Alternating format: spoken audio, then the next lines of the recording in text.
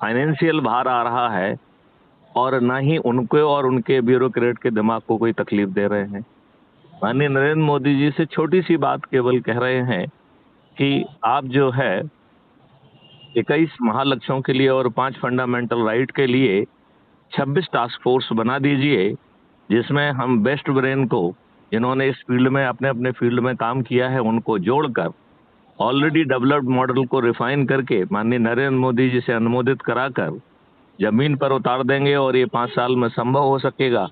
और यदि माननीय नरेंद्र मोदी जी ये सब घोषणा कर देते हैं तो अभी जो 240 सीट पर सिमटे हुए हैं वो 500 पार कर जाएंगे कि नहीं कर जाएंगे? बिल्कुल बिल्कुल 100%, 100%।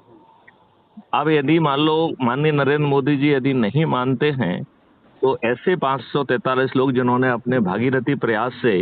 यह संख्या 100 करोड़ तक पहुंचाई है,